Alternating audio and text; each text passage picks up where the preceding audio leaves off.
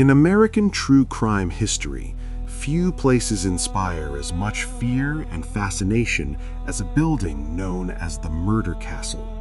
Stories describe it as a maze of death, hidden rooms, secret passages, and a structure designed for murder. But here's the real question. How much of that story is true, and how much was created by newspapers, rumors, and time? In this episode, we're not here to repeat legends.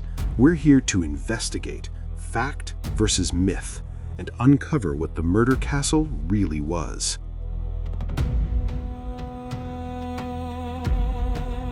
The Murder Castle is inseparably linked to one man, H. Holmes. When Holmes was arrested in the 1890s, newspapers were desperate for shocking details. They found one in a strange building he owned in Chicago. Soon, headlines gave it a terrifying name, the Murder Castle. From that moment on, the building stopped being a structure and became a legend.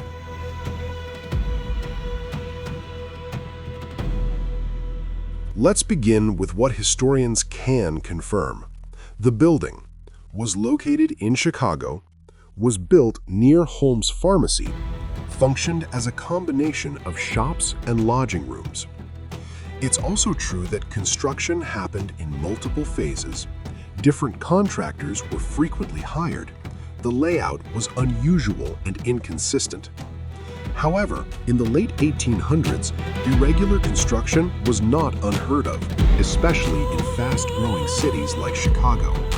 Unusual does not automatically mean sinister. Newspapers claimed the building contained doors that opened into walls, staircases that ended suddenly, hallways designed to trap people. But when investigators examined the structure, many of these claims could not be fully verified. Some odd architectural choices did exist, but others were exaggerated or added later. Why? Because fear sells, and the more confusing the building sounded, the more unforgettable the story became. In the 1890s, newspapers were the primary form of entertainment.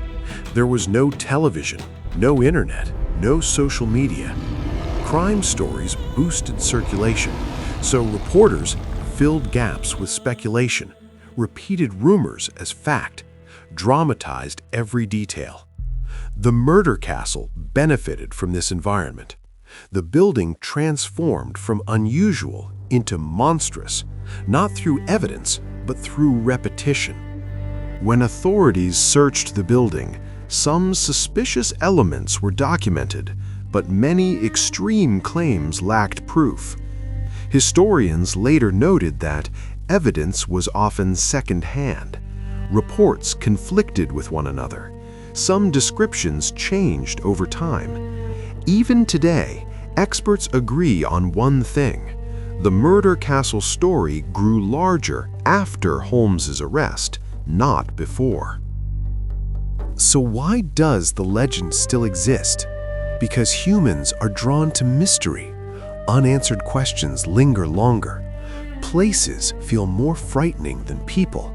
A building becomes a symbol. Instead of confronting complex human behavior, we assign fear to walls, rooms, and corridors. The Murder Castle became easier to remember than the uncomfortable truth about crime. It's important to be clear. Holmes committed crimes. That fact is not disputed. But the building itself was not proven to be a mechanical killing machine. By focusing too heavily on the structure, we risk misunderstanding the real danger: human deception.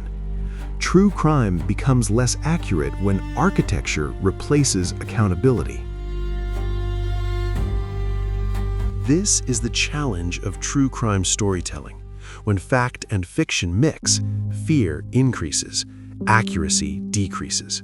The Murder Castle teaches us an important lesson.